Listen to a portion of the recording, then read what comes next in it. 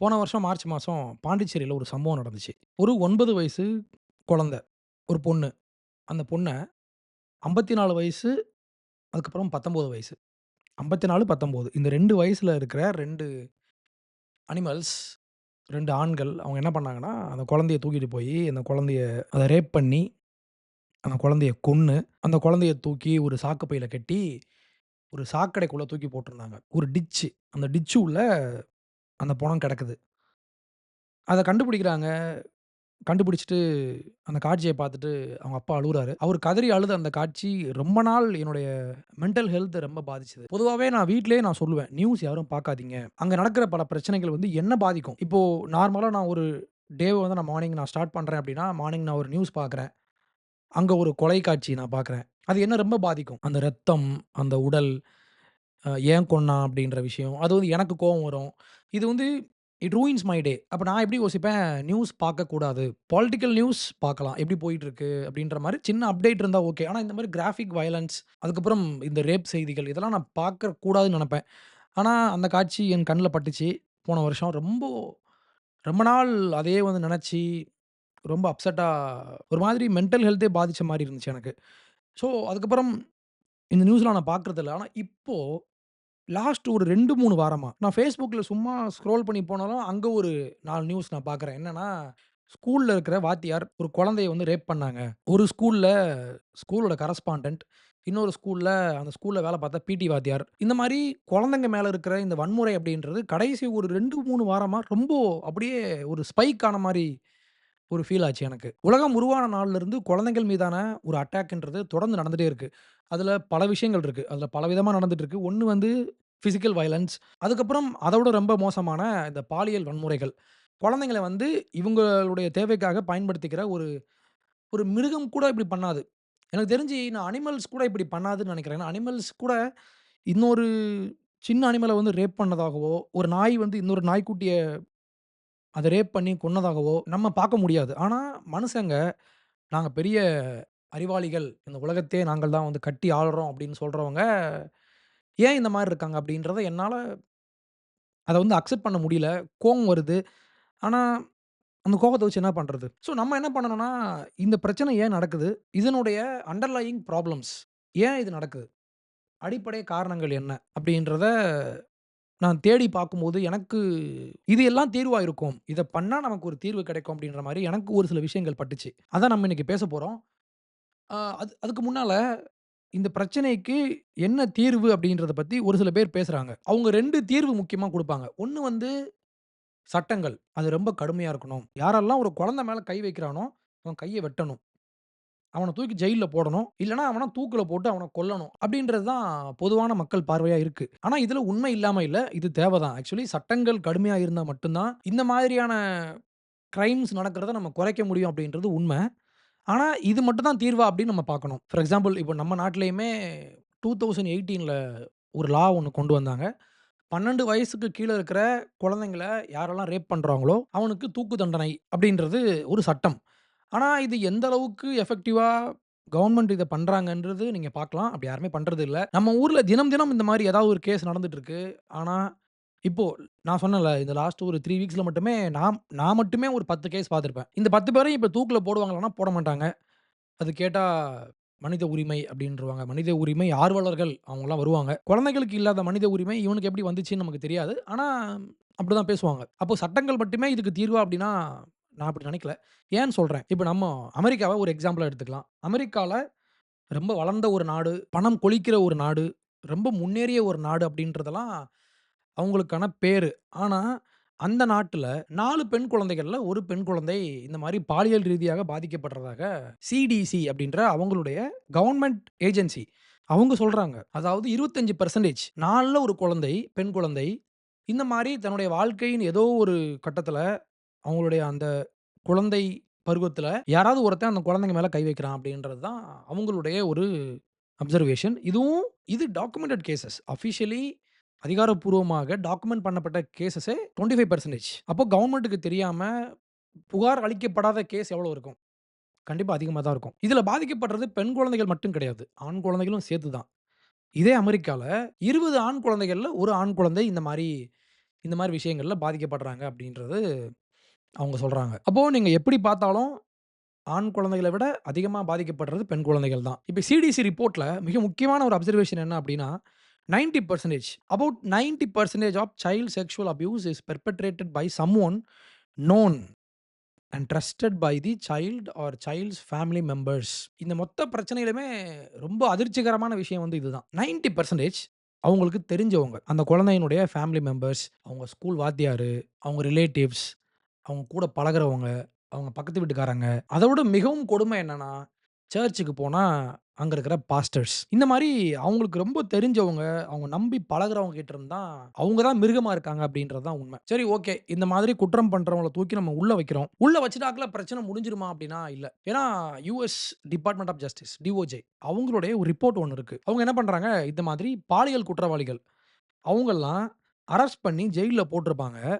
ஜெயில்ல இருந்து வெளிய வந்ததுக்கப்புறம், அவங்களுடைய பிஹேவியர் எப்படி இருக்கு அப்படின்றத ஒரு ட்ராக் பண்ணாங்க. எப்பன்னா 2005ல இருந்து 2014 அந்த ஒரு 9 ஆண்டுகள்ல. அதுல அவங்க கண்டுபிடிச்ச முக்கியமான விஷயம் வந்து 29% கிட்டத்தட்ட 3ல ஒருத்தர் அவங்க ஜெயில்ல இருந்து ரிலீஸ் ஆகி அடுத்த 1 வருஷத்துக்குள்ளாக இன்னொரு கிரைம்ல மாட்றாங்க. இப்போ இதுல இன்னொரு முக்கியமான விஷயம். Released sex offenders were more than 3 times as likely as other released prisoners to be arrested for rape and sexual assault. இப்போ ஒருத்தன் ஒரு குற்றம் பண்ணியிருப்பான். ஒரு கொலை பண்ணியிருப்பான்னு வையுங்களேன். அந்த கொலைக்காரன நீங்க ஜெயில்ல இருந்து ரிலீஸ் பண்ணீங்கன்னா, அதுல ஒரு 2.3% வந்து திருப்பி அந்த குற்றத்த பண்ணுவாங்க. ஆனா செக்ஸ் அஃபெண்டர்ஸ் அப்படியே 3 டைம்ஸ் ஒரு கொலைகாரன் ஜெயில்ல இருந்து ரிலீஸ் ஆயி கொலைய பண்றான் அப்படின்னா, செக்ஸ் அஃபெண்டர்ஸ் வந்து 3 மடங்கு அதிகமா இருக்கும். அப்ப நமக்கு இதுலருந்து என்ன தெரிய வருது அப்டின்னா, ஒரு வாட்டி செக்சுவல் விஷயத்த பண்ணவன், ஒரு ரேப் பண்ணவன், அவன தூக்கி நீங்க உள்ள வச்சுட்டீங்க அப்டின்றதுனாலயே, அவன் திருந்த போறது இல்ல. நார்மலா ஒரு குற்றம் பண்ணி ஜெயில்ல இருந்து வெளிய வந்தவன விடவும் 3 மடங்கு இந்த செக்ஸ் கிரைம் பண்ணவங்க திருப்பி அந்த கிரைம பண்ணுவாங்க. அவன தூக்கி ஜெயில்ல போட்டுருங்க. போட்டா பிரச்சனை முடிஞ்சிரும் அப்டின்னா இல்ல. குற்றங்கள் செய்ற ஒவ்வொருத்தரையும் நம்ம தண்டிக்கணும். அதுல மாற்றமே இல்ல. அத நம்ம செஞ்சே ஆகணும். ஆனா அது மட்டுமே தீர்வு இல்ல அப்டின்றத தான் நம்ம புரிஞ்சுக்கணும். இப்போ 2வது ஒரு தீர்வு. என்ன தீர்வுனா, பிராஸ்டிடியூஷன லீகலைஸ் பண்ணுங்க. விபச்சாரம் பண்றத சட்டப்பூர்வமா மாத்துங்க அப்டின்றது இன்னொரு அறிவுப்பூர்வமான ஒரு சொல்யூஷனாக வைக்கப்படுது. ஆனா, இதுலயும் பிரச்சனை உண்டு. ஒரு குழந்தைய ஒருத்தன் ரேப் பண்றான் அப்டின்னா, அவனுக்கு வெறி வருது. அவன் பண்றான்.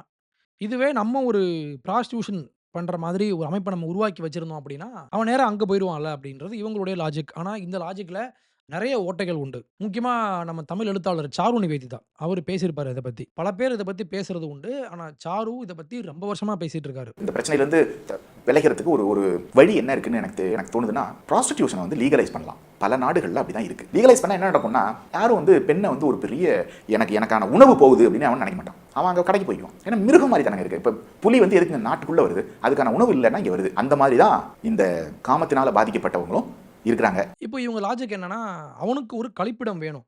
அவனுக்கு ஒரு மாரி தோணுது. அந்த அர்ஜ வந்து அவன் ரிலீஸ் பண்ணணும்னா, அவனுக்கு ஒரு இடம் வேணும். அதுதான் பிராத்தல் அப்படின்னு சொல்லுவாங்க. ஆனா, இதுல என்னன்னா, ஒரு பிரச்சனைக்கு மாற்றாக நம்ம இன்னொரு பிரச்சனைய கொண்டு அங்க வைக்கிறோம். பெண்கள் சேஃபா இருக்கணும். முக்கியமா குழந்தைங்க சேஃபா இருக்கணும். அதுக்கு மாற்றாக நான் இன்னொரு விஷயத்த கொண்டு அங்க வைக்கிறேன் அப்படின்னு சொல்லும்போது, பிராஸ்டிடியூஷன் ஒண்ணும் அவ்வளோ ஒரு ஒரு ஈஸியான, ஒரு போற்றத்தக்க, அந்த பிராஸ்டிடியூஷன் பண்ற அந்த பெண்களுக்கே ஒரு பாதுகாப்பான ஒரு விஷயமும் அது கிடையாது. ஜூலி பிண்டல் அப்படின்ற ஒரு அம்மையார் இருக்காங்க. இவங்க எனக்கு ரொம்ப பிடிக்கும். ஏன்னா, இவங்க வந்து ஒரு புக் எழுதியிருக்காங்க. The pimping of prostitution, abolishing the sex work myth அப்படின்ற ஒரு புத்தகம். எல்லாரும் படிக்கணும்னு நான் கேட்டுக்கிறேன். ஏன்னா, இன்னைக்கு இருக்கிற ஃபெமினிஸ்ட் எல்லாருமே பிராஸ்டிடியூஷன வந்து என்கரேஜ் பண்ணிட்டு இருக்காங்க. விபச்சாரம் பண்றது தான் பெண்களுக்கான விடுதலை அப்படிலாம் இவங்க பேசிட்டு இருப்பாங்க. இந்த மாரியான ஃபெமினிஸ்ட். ஆனா இவங்க என்ன பண்ணுவாங்க, அவங்களுக்கு எதிராக பல விஷயங்கள் பேசுவாங்க. முக்கியமா அங்க இருக்கிற அந்த பிராத்தல்ல இருக்கிற அந்த பெண்கள்ட்ட போய் இவங்க பேசி, அவங்களுடைய பிரச்சனை என்ன? அவங்க உண்மையாகவே இந்த பிராஸ்டிடியூஷன வந்து என்ஜாய் பண்றாங்களா? இந்த மாதிரி பிசினஸ் பண்றவங்க எத்திக்கலா இருக்காங்களா? இல்லையா? இதெல்லாம் அவங்க பேசியிருப்பாங்க. அவங்களுடைய ஒரு இன்டர்வியூ ஒண்ணு இருக்கு. அத நீங்க பார்க்கணும். யுஎஸ்ல நெவேடா அப்படின்ற ஒரு மாநிலம் உண்டு. அந்த மாநிலத்தில மட்டும் தான் அமெரிக்கால பிராஸ்டிடியூஷன் வந்து சட்டப்பூர்வமாக சட்ட அங்கீகாரம் பெற்று அங்க நெறைய பிராத்தல்ஸ் உண்டு. இவங்க இந்த புக் எழுதுறதுக்காக இவங்க நேர்ல போயி, அங்க இருக்கிற பிராத்தல்ஸ்ல போய் இவங்க பேசியிருக்காங்க. டென்னிஸ் ஹாஃப் அப்படின்ற ஒரு பிசினஸ் மேன். ஒரு பிராத்தல் நடத்துற ஒரு பிம்ப். அவர்கிட்ட இவங்க பெர்மிஷன் கேட்டு, அவர் நடத்திட்டு இருந்த பிராத்தல்ல போயி இவங்க பேசியிருக்காங்க. இவங்க சொல்றாங்க, அங்க இருந்த பெண்கள்ல ஒருத்தர் கூட அவங்க பண்ற இந்த விஷயத்த அவங்க ரசிக்கல. அப்படின்னு சொல்ட்டு, இவங்க என்ன சொல்றாங்க, இன்னைக்கெல்லாம் பேசுறாங்கல்ல, sex work is work. Blow job is job. அப்படிலாம் பேசிட்டு இருக்காங்க. இதெல்லாம் முட்டாள்தனமானது அப்படின்னு அவங்க சொல்லுவாங்க. Is sex work is work. It's a job. It's a profession. I mean, when I did a talk on prostitution and the horrors of the global sex trade at a feminist conference in October, there were a load of blue fringes outside banging and screaming at the window shouting blowjobs are real jobs. What? Right, you go and do it then, mate. You go and get an unwashed dick into your mouth and tell me that you'd rather do that 8 times a day than be a researcher or an academic or a journalist or whatever. Why the hell are you supporting something that has such a horrendous effect on millions of women around the world and sets where women's bodies are seen as orifices to rent and to sell? You know, it's an appalling issue that many sex trade survivors, so women who've actually done prostitution, are now thankfully educating the world about the realities of this. அந்த prostitution பண்ற அந்த பிராத்தல்ல இவங்க என்ன பண்ணுவாங்கன்னா, அங்க இருக்கிற அந்த பெண்களுக்கு ஒவ்வொரு வாரமும் பிளட் டெஸ்ட் பண்ணுவாங்களாம். அவளுக்கு ஏதாவது நோய் இருக்கா? இல்ல எய்ட்ஸ் இருக்கா? இந்த மாதிரி செக்சுவலி டிரான்ஸ்மிட்டட் டிசீசஸ் எஸ்டிடி அப்படின்னு சொல்லி அவங்களுக்கு பிளட் டெஸ்ட் பண்ணி, அந்த பிளட் டெஸ்ட் ரிப்போர்ட்ட வந்து இவங்க ஸ்க்ரீன்ல வந்து டிஸ்ப்ளே பண்ணுவாங்களாம். அப்போ ஒரு கஸ்டமர் அங்க வராருன்னா, அவரு அந்த ரிப்போர்ட்ட பார்த்துட்டு, யார் நல்லா ஹெல்த்தியா இருக்காங்களோ, அவங்கள சூஸ் பண்ணுவாரு. அதுவும் சூஸ் பண்றது எப்படின்னா, அவங்கள லைனா நிக்க வச்சு, ஒருத்தர வந்து "நீ வா" அப்படின்னு கூட்டு போவாங்க. ஏதோ ஒரு மார்க்கெட்ல போயி ஒரு ஆடு மாட வாங்குற மாரி தான் இருக்கும். ஒரு ஆடு மாட ட்ரீட் பண்ற மாரி தான் அவங்க ட்ரீட் பண்ணப்படுறாங்க அப்படின்றது அவங்க சொன்ன விஷயம். ஸோ ப்ராஸ்டிடியூஷன் அப்படின்றது ஒரு சேஃபான விஷயம் கிடையாது. குழந்தைங்கள ரேப் பண்றவன் ப்ராஸ்டிடியூஷன் லீகலைஸ் பண்ணிட்டாங்க அப்படின்றதுனாலயே அவன் மாறப்போறதும் கிடையாது. இது ஒரு மென்டல் டிசீஸ். இது நம்ம சமூகத்தில உருவாக்கப்பட்ட ஒரு நோய். நம்ம சமூகமும் இதுக்கு பொறுப்பு. எல்லாரும் சேர்ந்து தான் இதுக்கு காரணம். அப்ப இவங்கலாம் இப்ப என்ன சொல்றாங்கன்னா, ஒரு தீமைக்கு இன்னொரு தீமைய கொண்டு வை அப்படின்னு சொல்றாங்க. இது மிகப்பெரிய ஒரு முட்டாள்தனம். ஸோ இந்த பிரச்சனைய நம்ம சால்வ் பண்றதுக்கு 4 முக்கியமான தீர்வுகள் இருக்கிறதாக நான் பார்க்கிறேன். முதல்ல பவர் இம்பேலன்ஸஸ். அதிகாரம். ஒரு குழந்தைங்க ஏன் ரொம்ப இதில பாதிக்கப்படுறாங்கன்னா, அவங்க ரொம்ப வல்னரபிள். ஒரு டிஃபென்ஸ்லெஸ் குரூப். அதாவது ஒரு எதிரி அவங்கள அட்டாக் பண்றதுக்கு வரான். அந்த எதிரிகிட்ட இருந்து அவங்கள காப்பாத்திக்கிறதுக்கான எந்த ஒரு பவரும் இல்லாத ஒரு பவர்லெஸ் குரூப் தான் நம்மளுடைய குழந்தைகள். அப்ப இந்த குழந்தைகள் இன்னொருத்தருடைய பாதுகாப்புல வளர வேண்டிய பொறுப்பு இருக்கு. ஒரு தேவை இருக்கு. அப்படி பாதுகாக்க வேண்டிய அதிகாரத்தில் இருக்கிற, பவர்ல இருக்கிற அந்த கூட்டம் தான் இவங்கள இன்னைக்கு கெடுத்துட்டு இருக்காங்க. முக்கியமாக ஸ்கூல் டீச்சர்ஸ், அதுக்கப்புறம் என்னோட மெயின் கன்சர்ன் வந்து ஸ்கூல் டீச்சர்ஸ். ஸ்கூல் டீச்சர்ஸ் அதுக்கப்புறம் மதம் சார்ந்து அவங்க சர்ச்சுக்கு போறாங்களோ, இல்ல கோயிலுக்கு போறாங்களோ, இல்ல மாஸ்க்குக்கு போறாங்களோ, அங்க இருக்கிற அந்த பவர்ஃபுல் லீடர்ஸ் இருக்காங்கல்ல, அவங்களுக்கும் இவங்களுக்குமான ஒரு பவர் இம்பேலன்ஸ் இங்க இருக்கு. இப்போ ஒரு குழந்தை இருக்கு. அந்த குழந்தையினுடைய தாய் மாமா. ஒரு எக்ஸாம்பிள்க்கு சொல்றேன். இப்போ அந்த குழந்தைக்கும், அந்த தாய் மாமாவுக்குமான அந்த உறவு வந்து எப்படின்னா, இவரு கீழ, இவரு மேல. இந்த குழந்தை வந்து தாய் மாமா சொல்றத அப்படியே கேட்கும். ஏன்னா, அவரு சொல்ற இடத்துல இருக்கிறாரு. நம்ம அம்மாவுடைய தம்பியோ, அண்ணனோ, அந்த ஏஜ் கேப், அந்த பவர் கேப் எல்லாம் இருக்கும். அப்ப என்ன ஆகும்னா, இவரு ஒரு விஷயம் பண்றாரு அப்படின்னா, இந்த குழந்தைய அப்யூஸ் பண்ற மாதிரி ஒரு விஷயம் பண்றாருன்னா, அப்யூஸ் பண்ணுவாரு. ஏன்னா, இங்க ஒரு பவர் இம்பேலன்ஸ் இருக்கு. ஏன்னா, இவரு எப்படி யோசிக்கிறாருன்னா, நான் பவர்ல இருக்கேன். நான் இந்த குழந்தைய விட கொஞ்சம் மேல இருக்கேன். வயசுல, அதுக்கப்புறம் பவர்ல. இந்த குழந்தை நான் சொன்னா கேட்கும். இந்த குழந்தைய என்னோட கண்ட்ரோல்ல கொண்டு வரத்தக்கதான பலம் எனக்கு இருக்கு அப்படின்னு இவரு நம்புறதுனால தான் இந்த பிரச்சனை வருது. அதே மாதிரி தான் சர்ச்ல. இப்போ நெறைய ரோமன் கேத்தலிக் சர்ச்ல வந்து இந்த மாதிரி குழந்தைகளுக்கு எதிரான குற்றங்கள் அதிகமாக நடந்துச்சுன்றது உண்மதான். ஏன் நடந்துச்சு அப்டின்னா, அந்த குழந்தைங்க சர்ச்சுக்கு போறாங்க. ஆல்டர்ல போய் அவங்க பாட்டு பாடுறாங்க. அவங்க ஆல்டர் பாயா இருக்காங்க. அங்க வேல பார்க்குற பிரீஸ்ட் இருப்பாங்கல்ல, அவங்களுக்கு இவங்க தொண்டு வேலை செய்றாங்க. இப்போ அங்க இருக்கிற பிரீஸ்ட்க்கு வந்து அவங்களுக்கு ஃபேமிலி கிடையாது. ஏன்னா அவங்க மேரேஜ் பண்ணிக்க மாட்டாங்க. அப்ப என்ன ஆகும்னா, அப்ப இந்த குழந்தைங்க பெற்றோர்களால என்கரேஜ் பண்ணப்படுறாங்க. என்னன்னா, நம்ம பிரீஸ்ட் நம்ம தான் அவர பார்த்துக்கணும். அவருக்கு ஃபேமிலி கிடையாது. அப்படின்னு சொல்லி வளர்க்கறதுனால இப்ப என்ன ஆகுதுன்னா, அத விட முக்கியமா கடவுளுக்கும் நமக்கும் அவர் தான் நடுவுல நிக்கிறாரு. அதனால நம்ம கடவுள போய் அடையணும் அப்படின்னா, இவர் தான் வழி. கடவுள போய் நம்ம அடையணும் அப்படின்னா, இந்த பிரீஸ்ட் தான் நமக்கு பாலமா இருக்காரு. இப்ப என்ன ஆகுது, இந்த உள்ள உட்கார்ந்துட்டு இருக்கிற இந்த அனிமல்ஸ்க்கு இன்னும் ரொம்ப ஈஸி ஆயிருது. என்ன ப்ராப்ளம்னா, அந்த பவர் இம்பேலன்ஸ். இத நான் வந்து சர்ச்ன்றது நான் ஒரு எக்ஸாம்பிள்க்கு சொல்றேன். இதே மாதிரி எல்லா இடத்துலயுமே ஒரு ஸ்கூல் இருக்கு. அங்க ஒரு வாத்தியார் இருக்காரு. வாத்தியார் சொல்றத குழந்தைங்க கேட்கணும் அப்படின்ற மாதிரியான ஒரு கட்டமைப்பு இங்க இருக்கிறதுனால என்ன ஆகுதுன்னா, ஈஸியாக அந்த குழந்தைய வந்து நம்ம நம்ம வழிய கொண்டு வந்துர முடியும். ஸோ குழந்தை ஒரு ஹோம் ஒர்க் எழுதலையா, வாத்தியார் தான் அடிப்பாரு. அந்த குழந்தைக்கு ஒரு விஷயத்த டீச் பண்றது அவர் தான். அப்ப என்ன ஆகுதுன்னா, ஆட்டோமேட்டிக்காவே குழந்தைக்கு ஒரு விஷயத்த அவரு சொல்லிக் குடுத்துடுறதுனாலயே, அவர் வந்து மேல வந்துடுறாரு. அதே மாரி தான் சர்ச்ல, அதே மாரி தான் நம்ம ஃபேமிலிலயும். நான் இந்த 3ம் ஒரு எக்ஸாம்பிள்க்கு சொல்றேன். இந்த மாரி எல்லா இடத்துலயுமே எங்கெல்லாம் பவர் இம்பேலன்ஸ் இருக்கோ, குழந்தைகள் மீதான வன்முறையும் அங்க ரொம்ப அதிகமா இருக்கும். அப்ப நம்மளுடைய குழந்தைகளுக்கு சொல்லி தர வேண்டிய மிக முக்கியமான விஷயம், உன்ன விட எவனும் பெருசு கிடையாது. அது யாராக இருந்தாலும், உங்க டீச்சரோ, உங்க சொந்தக்காரனோ, இல்ல நீங்க சர்ச்சுக்கு போறீங்க, இல்ல மாஸ்க்கு போறீங்க, இல்ல கோயில் போறீங்க. இந்த மாரி இடத்துல யாரு உன் மேல கை வச்சாலும் நீ கேட்கணும். அவனுக்கு உன் மேல கை வைக்கிறதுக்கான உரிமை கிடையாது. வாத்தியார்னா உனக்கு பாடம் மட்டும் தான் நடத்தணும். சர்ச்சில பாஸ்டர்னா உனக்கு பிரேயர் மட்டும் தான் பண்ணணும். அவங்க உன்னோட பவர்ல இருக்கலாம். உன்னோட அவங்க கொஞ்சம் மேல இருக்கலாம். ஆனா, இது உன்னோட பாடி. உன் பாடிய தொடுறதுக்கு அவனுக்கு உரிமை இல்ல அப்படின்றத நம்ம குழந்தைங்களுக்கு நம்ம சின்ன வயசுல இருந்தே டீச் பண்ணணும். அப்படின்றது மிக முக்கியமான ஒரு விஷயம். அவங்களுக்கு வந்து அவர் ரொம்ப பெருசு. டீச்சரா அவர் ரொம்ப பெருசு. பிடி வாத்தியாரா அவர் சொல்றத நான் அப்படியே கேட்கணும் அப்படின்ற மாதிரி எதுவுமே இல்ல. பிடி வாத்தியார் எத சொன்னா கேட்கணுமோ, அத மட்டும் தான் நம்ம கேட்கணும். வேற எந்த விஷயத்தையும் அவர் சொல்றதுக்கான உரிமை அவருக்கு கிடையாது. இது என்னோட பாடி. என் பாடிய என்னோட அனுமதி இல்லாம எவனும் தொட முடியாது. அவன் என்ன விட வேற விஷயங்கள்ல எனக்கு அவன் லீடரா இருக்கலாம். எனக்கு அதிகாரம் செலுத்துற இடத்துல அவன் இருக்கலாம். ஆனா, இந்த விஷயத்துல இது முழுக்க, முழுக்க என்னுடைய முடிவு. இது என்னுடைய பாடி அப்படின்றத நீங்க குழந்தைங்களுக்கு சொல்லி தரணும். என்ன தனியா கூப்பிடுறதோ, என்கிட்ட பேசுறதோ, என் பாடிய டச் பண்றதோ அவரோட வேலை கிடையாது.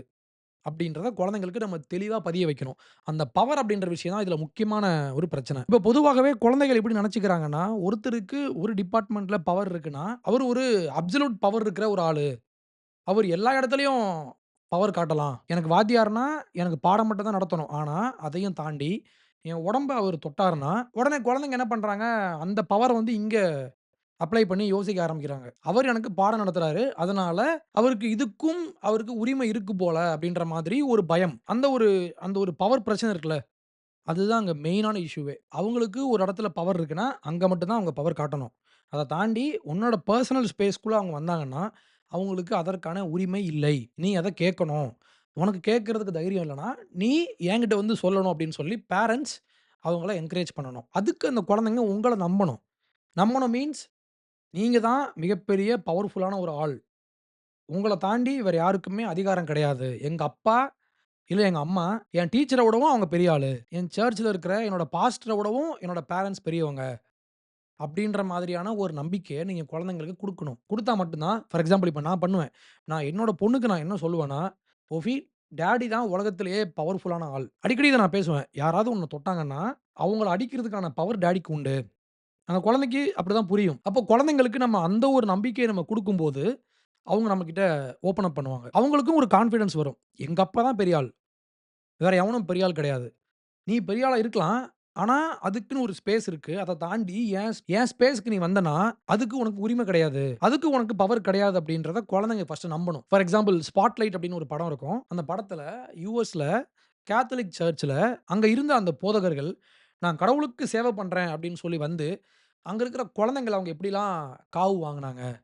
அங்க இருந்த குழந்தைங்கள அவங்க எப்படிலாம் அப்யூஸ் பண்ணாங்க அப்படின்றத ரொம்ப அப்யூஸ் பண்ணது மட்டும் இல்லாம, அத எப்படி இவங்க ஹஷ் அப் பண்ணாங்க. எப்படி அத மூடி மறைச்சாங்க. இத பத்தி அந்த படம் பேசியிருப்பாங்க. அப்ப எங்கெல்லாம் இந்த பவர் சென்டர்ஸ் இருக்கோ, அங்கெல்லாம் குழந்தைங்களுக்கான அப்யூஸ் வந்து ரொம்ப அதிகமா நடக்குது. அடுத்து மிக முக்கியமானது மீடியா.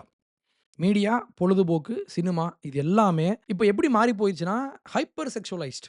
குழந்தைங்கள கொண்டு வந்து ஒரு செக்சுவல் ஆப்ஜெக்ட்டா மாத்தி, அத ஒரு காட்சிப்படுத்தி, அத கொண்டாடி, அத உலகத்துக்கே காமிச்சு, குழந்தைங்களையும் ஒரு செக்சுவல் பொருளா மாத்தியாச்சு.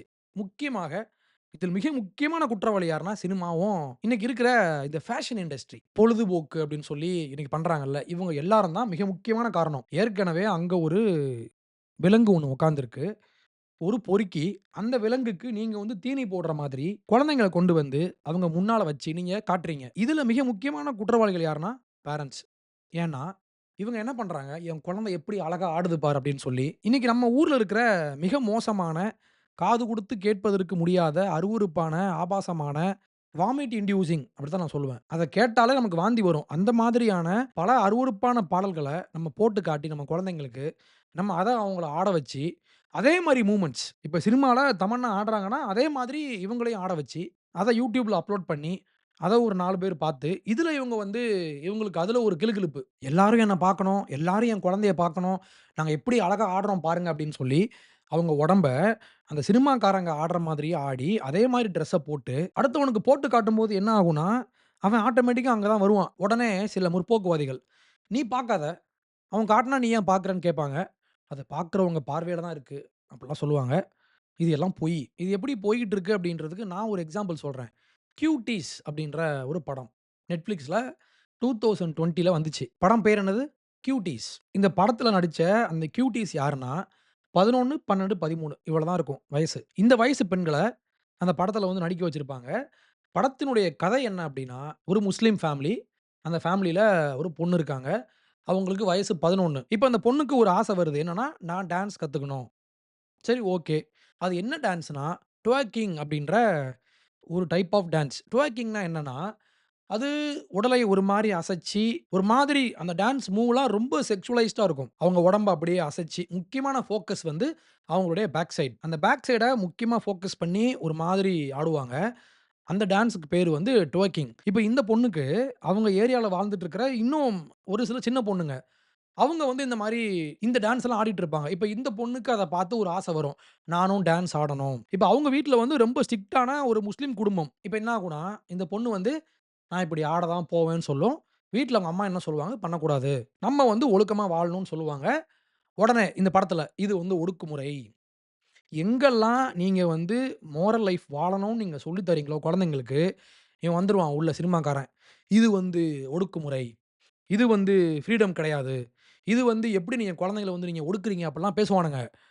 இவன் படம் எடுக்கிறதே எதுக்குன்னா, இந்த மாதிரி குழந்தைங்கள செக்சுவலைஸ் பண்ணி, அத ஒரு மார்க்கெட்டுக்கு கொண்டு வந்து, யாரெல்லாம் அதற்கு எதிர்ப்பு தெரிவிக்கிறாங்களோ, அவங்கலாம் பிற்போக்குவாதிகள். அவங்கலாம் முட்டாள்கள் அப்படின்னு காட்டி, ஒரு படத்த வந்து இவங்க எடுப்பாங்க. இப்ப இந்த படத்துல, இந்த படத்தோட போஸ்டர ஃபர்ஸ்ட் நீங்க பாருங்க. இதான் அந்த படத்தினுடைய போஸ்டர்.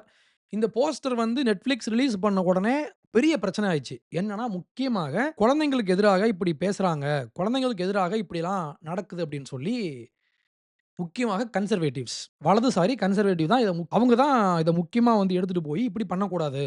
குழந்தைங்களுக்கு எதிராக இப்படி ஒரு குற்றம் நடக்கிறதுக்கு இவங்களே வந்து வழி விடுறாங்க. ஏற்கனவே குழந்தைங்க மேல நெறைய பிரச்சனை இருக்கு. குழந்தைங்க மேல நெறைய பேர் வந்து அபியூஸ் பண்ணிட்டு இருக்காங்க குழந்தைங்கள. இவங்க அத ஊக்குவிக்கிற மாதிரி படம் எடுத்துட்டு இருக்காங்கன்ற மாரி இவங்கலாம் பேச ஆரம்பிச்சாங்க. உடனே இது பெண் உரிமை இல்லையா? இது ஃபெமினிசம் இல்லையா? இது பெண்களுக்கான விடுதலை இல்லையா? அப்படிலாம் பேசிட்டு இருந்தானுங்க. யாரு இந்த லெஃப்டிஸ்ட். இப்படி பிரச்சனை போய்க்கிட்டு இருக்கு. இதுல ஒரு படி மேல போயி நியூயார்க்கர். நியூயார்க்கர்ன்றது ஒரு leftist media.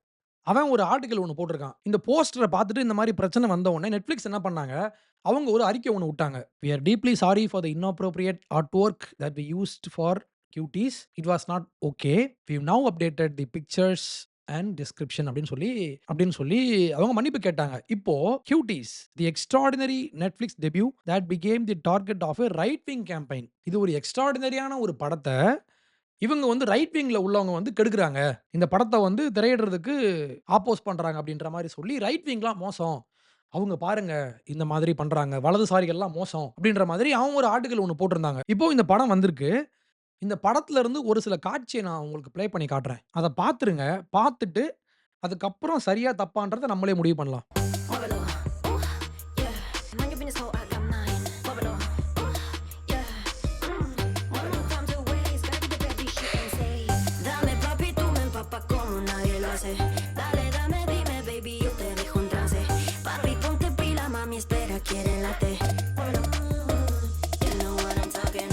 I was just only 5 when mama it was gone and daddy trying to get another love. Granny said me she's the boss. You couldn't even talk. I could be what I want. Move it, give me, touch me. Talk to me so dirty. Dame papi, tú me empapas como nadie lo hace. Dale, dame, dime, baby, yo te dejo en trance. Papi, ponte pila, mami, espera, quiere late. You know what I'm talking. Dame papi. 10, 11 அவ்வளோதான் இருக்கும். இந்த பசங்கள கூட்டு வந்து, இந்த மாதிரி ஆட wood, அத ரொம்ப க்ளோஸ் அப்ல ஜூம் பண்ணி, இதெல்லாம் ஒரு கலை அப்படின்னு சொல்லி நம்மள ஏமாத்தி, ஏற்கனவே ஒருத்தனுக்குள்ள அசிங்கம் இருக்கு. அவனுக்குள்ள எல்லா வக்கிரமும் இருக்கு. அவனுக்கு முன்னால நீங்க இத போட்டு காமிச்சீங்கன்னா, இது இப்ப எப்படி மாறும்னா, ரோட்ல சாதாரணமா நடந்து போயிட்டு இருக்கிற நல்ல பிள்ளைகள். இந்த மாதிரி அவுத்து போட்டு காட்டிட்டு இருக்காம, ஒழுக்கமா போயிட்டு இருக்கிற சின்ன பொண்ணுங்க மேலயும் இவனுக்கு இப்படித்தான் தோணும். ஏன்னா, இவனோட மைண்ட வந்து இவங்க ட்ரெயின் பண்றாங்க. இந்த மாதிரி எல்லாரையுமே ஒரு மாரி நீ பாரு. எல்லாருமே நம்மளுடைய ஒரு செக்சுவல் ஆப்ஜெக்ட் தான். நமக்கான செக்சுவல் தேவைய பூர்த்தி பண்றதுக்கான ஒரு ஒரு அமைப்பு தான், ஒரு உறுப்பு தான் இவங்கலாம் அப்படின்ற மாதிரி குழந்தைங்கள ஒரு செக்சுவல் மெஷின் மாரி மாத்தி வுட்டானுங்க. ஒரு பக்கம் சினிமா இப்படி பண்ணுதுன்னா, இதுல முக்கியமான பங்கு பேரன்ட்ஸ்க்கு இருக்கு. ஏன்னா, நம்ம பேரன்ட்ஸ் தான் இப்ப என்ன பண்றாங்கன்னா, YouTubeல குழந்தைங்கள ஆட வுட்டு அத ரசிச்சுட்டு இருக்காங்க. இது ரொம்ப ரொம்ப தப்பு. Parents stop this. ஏற்கனவே வந்து சைல்டு போர்ன் அப்படின்றது இங்க பெரிய பிரச்சனையா இருக்கு. உலகம் முழுக்க இந்த மாரி சைல்டு போர்னுக்கு ஒரு பெரிய மார்க்கெட் இருக்கு. இந்த மாரி குழந்தைங்கள வச்சு ஆபாச படம் எடுக்கிற, குழந்தைங்கள கடத்தி ஆபாச படத்துல ஃபோர்ஸ் பண்ணி நடிக்க வச்சு, உறவு வச்சு அத படம் எடுத்து அத அப்லோட் பண்ணி, அத பார்க்கறதுக்கு இங்க பெரிய மார்க்கெட் இருக்கு. அத இப்ப இந்த குரூப் என்ன பண்றாங்கன்னா, மெயின் ஸ்ட்ரீமுக்கு எடுத்துட்டு வராங்க. Netflixயே இப்ப இத பண்ணிட்டு இருக்காங்க. இதான் இங்க ரொம்ப சீரியஸான பிரச்சனை. அடுத்து இதுல முக்கியமான ஒரு பிரச்சனை வந்து சைக்காலஜிஸ்ட். நம்ம ஊர்ல எவன்லாம் சைக்காலஜிஸ்ட்ன்னு சொல்லிட்டு வரானோ, அவன் எல்லாமே ஃப்ராடா தான் இருக்கான். நான் எல்லாரையும் சொல்லல, மோஸ்ட்லி. இவங்க என்ன பண்றாங்க, இந்த மாதிரி குழந்தைங்க மேல இந்த மாரி ஒருத்தனுக்கு அட்ராக்ஷன் வருதுன்னா, அது ஒரு டிஸார்டர் தான்.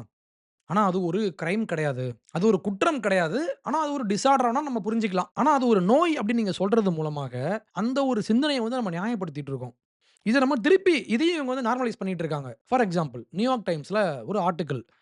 அதுல பாருங்களேன். பீடோஃபிலியா எ டிஸார்டர் நாட் எ கிரைம் அப்படின்னு சொல்லி, இந்த மாரி குரூப் இந்த சைக்காலஜிஸ்ட் அப்படின்னு சொல்லி இங்க உட்கார்ந்திருக்கிறவங்க எல்லாருமே, முக்கியமா இந்த லெஃப்டிஸ்ட் சைக்காலஜிஸ்ட் இவங்க என்ன பண்றாங்க, எல்லாத்தையுமே ஒரு டிஸார்டரா பார்க்கிறது. ஃபார் எக்ஸாம்பிள் ஓரின சேர்க்கை வந்து நம்ம தப்புன்னு சொல்லுவோம். இவங்க என்ன பண்ணுவாங்க, அது ஒரு டிஸார்டர் அப்படின்னு சொல்லி, அத ஒரு பிராண்ட் பண்ணி, அத இப்ப நியாயப்படுத்தியாச்சு. இப்ப இவங்க என்ன பண்ணிட்டு இருக்காங்க, பீடோஃபிலியாவ குழந்தைங்கள அப்யூஸ் பண்ற, குழந்தைங்க மேல ஒருத்தனுக்கு அட்ராக்ஷன் வருதுன்னா அது ஒண்ணும் குற்றம் கிடையாது. அதுல ஒண்ணும் தப்பு இல்ல. அது ஒரு டிஸார்டர் தான். நம்ம அத மாத்திக்கலாம் அப்டின்ற மாரி சொல்றாங்க. இத இன்னும் ஒரு எக்ஸ்ட்ரீம்க்கு போயி, இதுக்கு புக்கெல்லாம் இப்ப எழுத ஆரம்பிச்சுட்டாங்க. ஒருத்தரு ஒரு புக் எழுதியிருக்காரு. அந்த புக்கோட தலைப்பு என்னன்னா, "a long dark shadow minor attracted people and their pursuit of dignity." பேர் பார்த்தீங்களா? Minor attracted people. குழந்தைகள் மீது ஈர்ப்பு கொண்ட மக்கள். அவன பீடோஃபைல்ன்னு கூட நம்ம சொல்லக்கூடாது. Minor attracted பீப்பிளாம்.